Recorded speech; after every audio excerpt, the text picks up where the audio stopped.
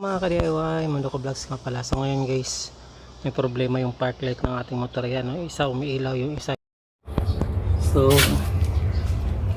ito guys, pag-aralan na natin paano baklasin to. So may ito, posible itong tanggalin. Kailangan tanggalin 1, 2, tapos 3. Tapos ito ata allen wrench natin dito.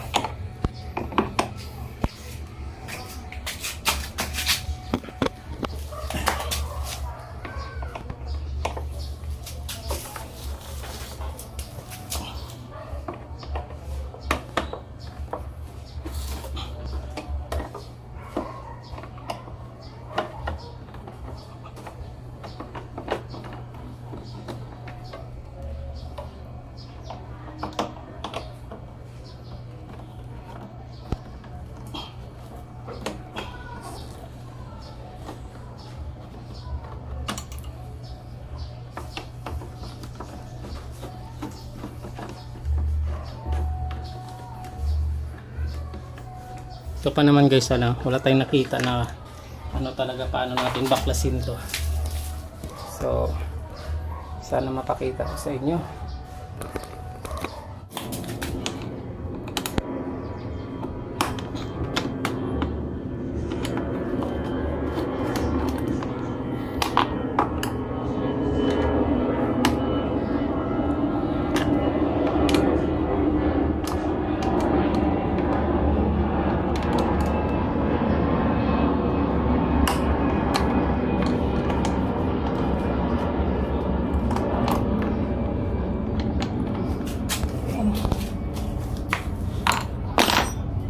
Doon sa mga nakikita po, kailangan lang daw alog-alogin.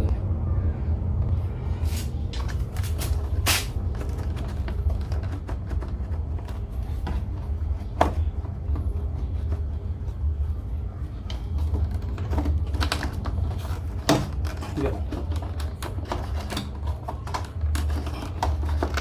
Yun.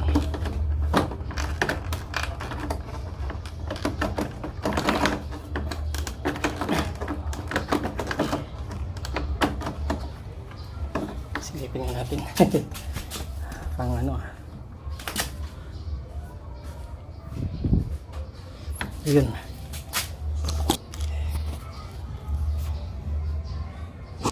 So nakuha natin siya sa alog guys dito. Tapos merong ano doon oh. Yun lang.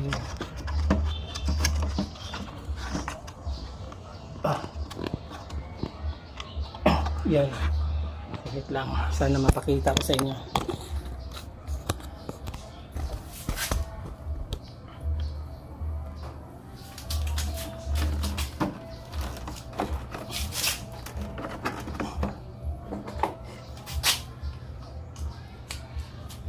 Ito na lang.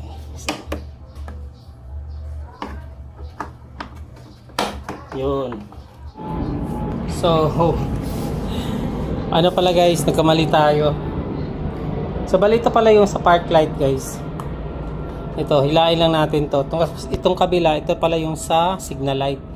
Kakaasar, ang tagal kong natapos. Akala ko putol yung linya. Yung pala,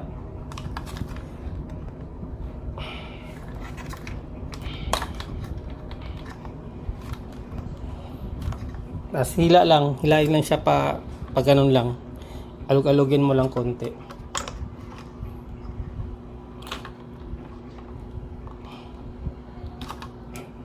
So ayan. Balik na natin to. Punasan na natin ng tissue para hindi lalabo. Kasi nahawak-hawakan natin na marumi.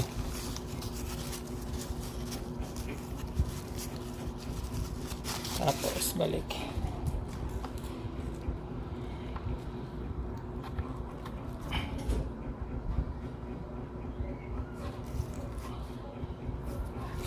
Parang sa tingin ko baliktaran lang tong ano na to, yung ilaw na to. Tapos balik na natin.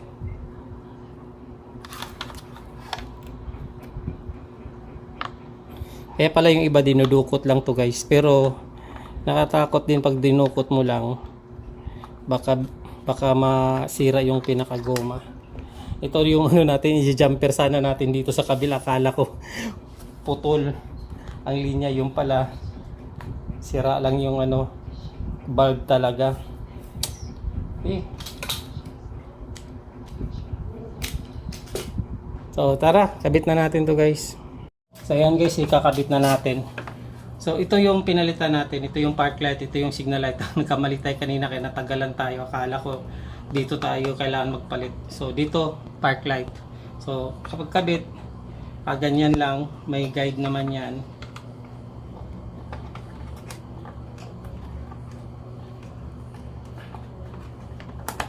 Yan. Tapos may mga clip lang din yan.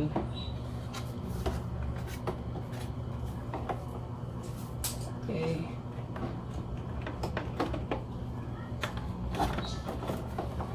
Tapos ito yung ano kailangan natin, ano, itong mga lagayan ng tornilyo.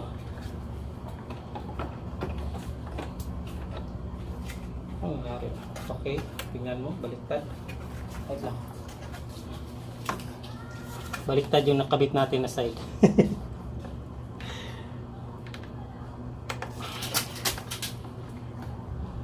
Ito yung pangkanan pala.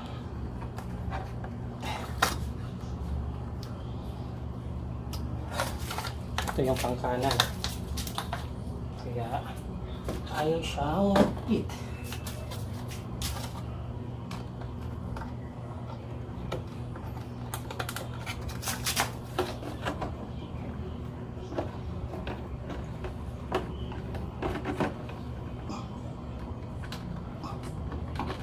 Ano to? Baba mo to. Cellphone ka nga. Hawakan mo lang yung cellphone. Tanggalin mo. Tanggalin mo yung cellphone. Tanggalin mo. Itutok mo dito.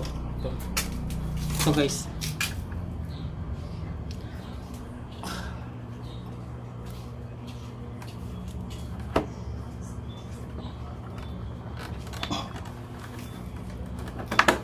Yun.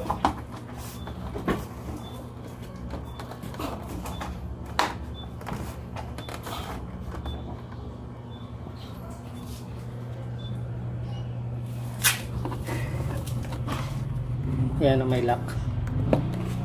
Yan. Yan. So, pwede na yan. Mararamdaman nyo naman yan guys na okay siya sa pahawak. Dito naman tayo sa bandang kaliwa guys. Ganun lang din.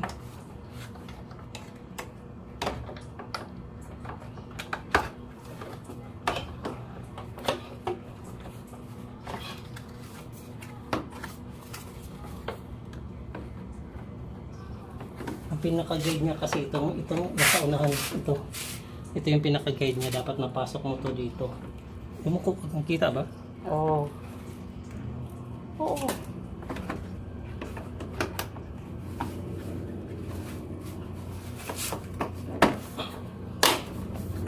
Yan. Try natin. Atras na. Tingnan mo po.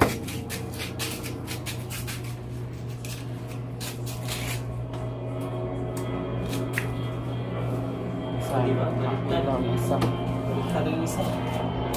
Baliktad pala yung ilaw guys. Patay mo muna. So ayaw mandar yung isa, baliktad rin lang natin. Gamit lang tayo nito para hindi mag fingerprint yung ano natin ilaw.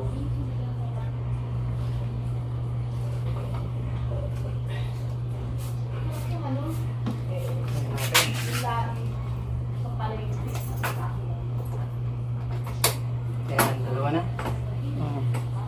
Okay. Balik na natin. Diin lang naman ito guys.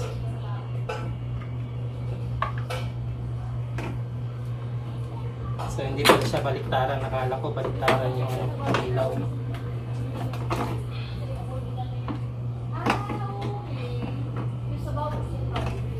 Tapos dito ulit. Dito pala pinakauna. Ito pala pinakamadaling pagkabit guys. Unahin niya to. Pasok mo pa ganyan dito sa tutok mo to pinakailalim lang. Ito. Yan, lock mo siya dyan. Nakaganyan. Yan o.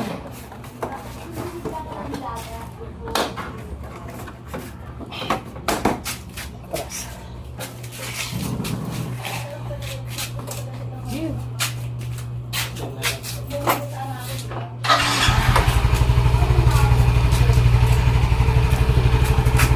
Ayan. Ganda na. Kulay puti na.